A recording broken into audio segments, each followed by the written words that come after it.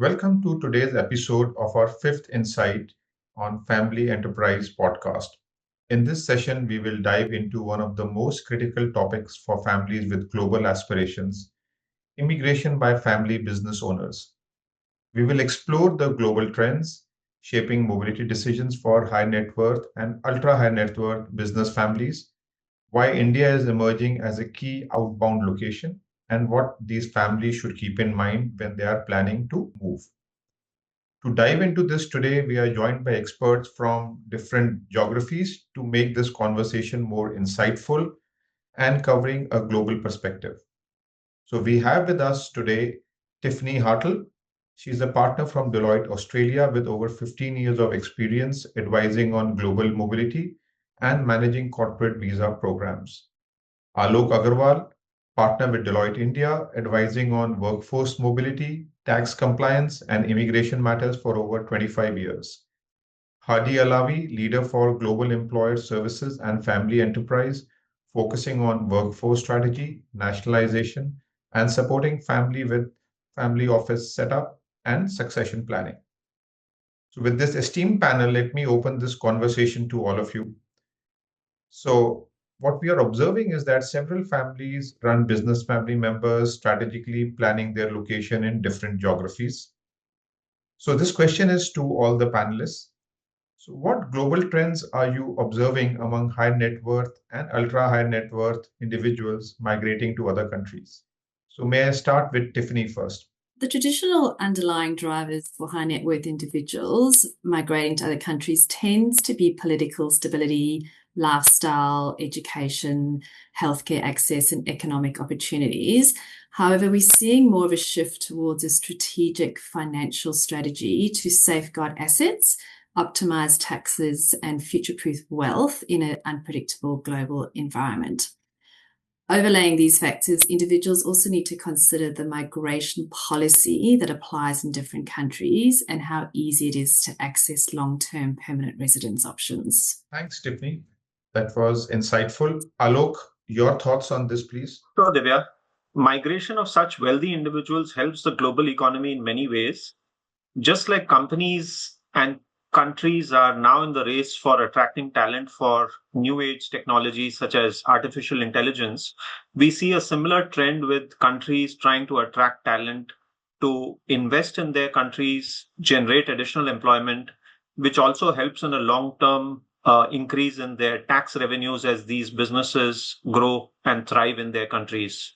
Thanks, Alok. Hadi, over to you. Thank you, Divya. I fully agree with what Tiffany and Alok said, and that we are observing that kind of globally that sustained and structural increase in cross-border wealth mobility, and we're seeing that high net worth and ultra high net worth individuals are increasingly making those long-term decisions about where they live and where they invest, where they base their families, based on strategic decisions and strategic priorities rather than reacting to short-term events. And while we're seeing kind of tax remaining as a key consideration, it's no longer the primary driver on its own. Rather, what we're seeing is that those decisions are more influenced by policy stability, regulatory certainty, geopolitical risk, and also some lifestyle factors like access to high quality infrastructure like education, healthcare, and connectivity. But I think broadly and ultimately what we can see is that for many families, mobility has become part of the broader resilience and risk management planning. Thanks. Thanks, Hadi. And I know Middle East is one of the key destinations that many Indians are looking at, apart from the other destinations. So that I'm sure that must be keeping you busy. Absolutely, absolutely. And we'll talk a little about it later as we move, and we talk about some of those inbound jurisdictions that have come up around the world and really emerged as hubs. Yeah, thanks. So over to you, Alok. So as India is one of the key outbound locations, what is the primary driving factor that you see? Whether it is personal aspirations of family members, or is it expanding global businesses, or any other consideration? So, as we are seeing the Indian economy growing at a fast rate for many years, we are seeing increasing number of millionaires being created. And many of these millionaires are becoming entrepreneurs and trying to globalize their businesses. So that trend is contributing to a desire for a business-driven migration out of India. Another trend we are seeing is with promoter groups or founder-run companies where the younger generation is keen to enter into some of the new age sectors and again globalize those businesses. So a couple of these trends we see which are driving more interest in migration from Indians to some of the countries where they would like to run their international operations from, Divya. Thanks, Alok. And I do see this trend also. We see many, billionaires and billionaires or multimillionaires looking at moving out of India for a variety of reasons. So thanks, Alok, for that. So that brings me to the next question for Tiffany and Hadi. So we see countries competing to attract talent and to attract investment. So which inbound locations you think stand out and what makes them unique? So Hadi, over to you first and then to Tiffany on this. Yeah. Thank you very much, Divya. Yeah, I mean, I think you're right? And if we take a step back, kind of what we're starting to really see is that very clear and deliberate global competition for both capital and talent. And we're seeing governments increasingly use tools like immigration, tax, regulatory policy as in kind of integrated economic tools rather than treating them in isolation to attract both professionals and high net worth individuals and family offices.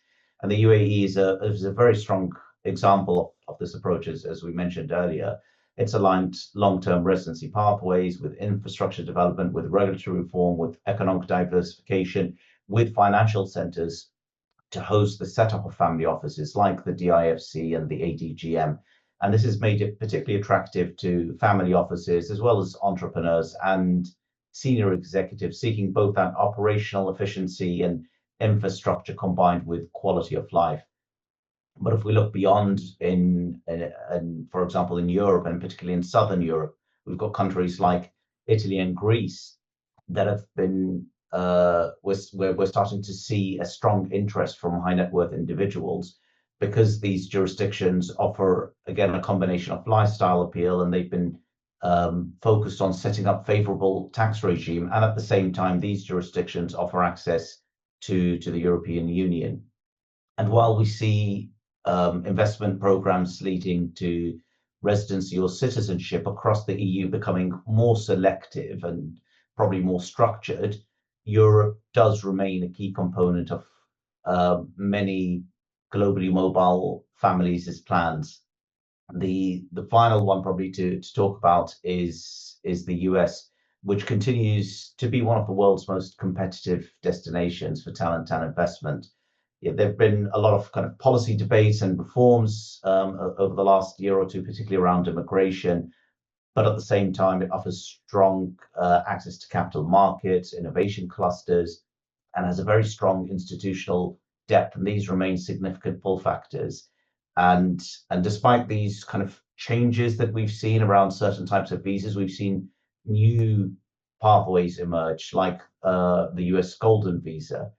So we definitely see that intent to maintain competitiveness. I think the key takeaway when we look at those inbound jurisdictions is what differentiates successful destinations today is not a single incentive, but rather a policy coherence, and the jurisdictions that align immigration frameworks with economic strategy, with infrastructure, with regulatory clarity are better positioned to attract and retain high net worth individuals and that global talent and capital over the long term. Thanks, Hadi. That was helpful. And I know we have seen a lot of these EU countries coming up with their, long-term visa programs, or even the US, and even Thailand has come out with a golden visa program, and so has UAE. And I must say, Tiffany, before I hand it over to you for your answer, Australia has been one of the hot favorite destinations for India, and it continues to be. So, Tiffany, let's hear from you what your thoughts are. Thanks, Divya. And I'll probably overlay with what Hadi was saying. I think what is really important here is the significant role that a migration policy can play in actually attracting the talent, Or in the case of Australia, we've had a shift in our policy, which has actually had a negative impact. So Australia previously had a strong focus on attracting talent through our business innovation and investment program. However, this program is no longer available, and high net worth individuals need to apply through the new National Innovation Visa, which is a lot more stringent. And in the 12 months that it's been open, only a very small percentage of individuals have actually been invited to apply for the visa. So this is making Australia more challenging. It's still attractive, but it's obviously a lot harder to for those high net worth individuals to actually obtain that visa through that pathway. So migration policy really plays a significant role. Several other Asian countries have certainly emerged as strong competitors in the global talent race. And this has been really through proactive strategies, policy innovation, and targeted incentives. I think Singapore is a very good example of that. We've definitely seen a big focus in the Singapore region. And as Hadi has mentioned, the UAE is definitely a key destination that we are seeing talent wanting to move to. Thanks, Tiffany. So, Alok, can you share a real life example of someone you have really helped migrate? What are the specific challenges that you encountered and how were these met? Sure, Divya. So we've helped many high net worth individuals and promoters or founder-run families to as a broader project to help them in migrating their, let's say, business to international locations. And we have been part of that broader Deloitte team from an individual tax perspective, from an immigration perspective, from let's say, basically individual related aspects. Now, generally, the clients have approached us for advice and inputs on personal income tax, how to get let's say, the investor program permits for migration to the overseas countries, how to what are the implications from a foreign exchange regulations, because as you know, Divya, in India we have very stringent foreign exchange regulations when it comes to remittance of wealth to the overseas country. But while it could have been a challenge in some of these instances, what we had to explain to some of these clients is that you also need to have a longer term plan in place from a succession perspective, in terms of how do you want to organize your wealth over a longer period of time, because you could have inheritance tax implications in some of these overseas countries where you are looking to migrate. So that was one interesting aspect that we had to help our clients in thinking through, in terms of what's your overall plan for the, let's say, next 10, 20 years or even beyond, in terms of how do you want your wealth to move to the next generation. And then that helped us in mitigating some of the issues, like I mentioned, on inheritance tax, which can be a huge unforeseen tax consequence in some of these plans. For example, we've seen changes like the non-dom regime in the UK as well recently. So while not a challenge, but a new aspect that we had to navigate with some of our clients in these projects, Divya. Thanks, Alok. So, Hardy, this question is to you. So, from an immigration perspective, what would be your suggested approach for individuals or families who are planning a move?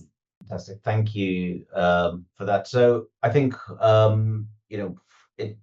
when you look at and consider immigration, it shouldn't be immigration as a standalone, rather it should be part of that broader planning.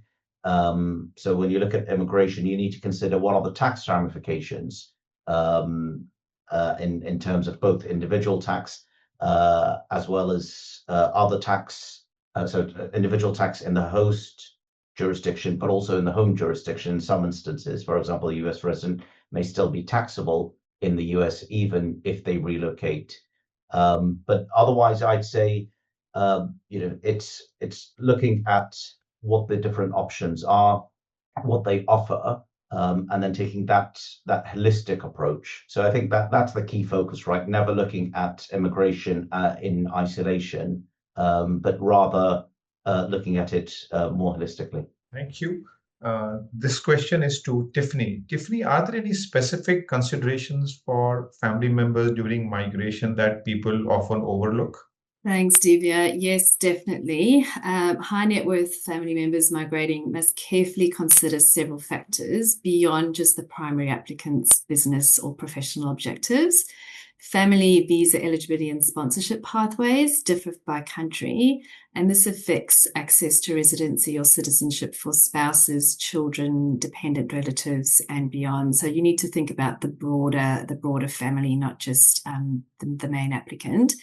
Education is always a central concern. The quality and reputation of schools and universities, the language of instruction, and access to international curricula that is critical for a family's ability to settle.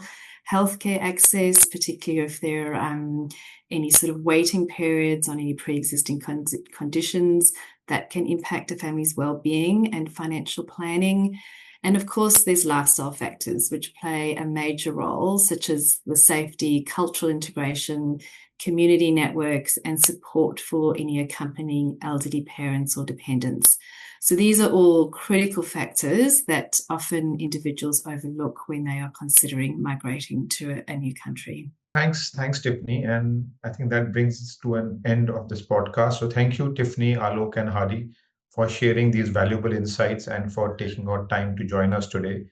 We are sure there are many takeaways that have been noted by the audience, and the thoughts that you shared are very helpful and will really help the audience when they are looking at planning a move outside. So thank you and have a good day.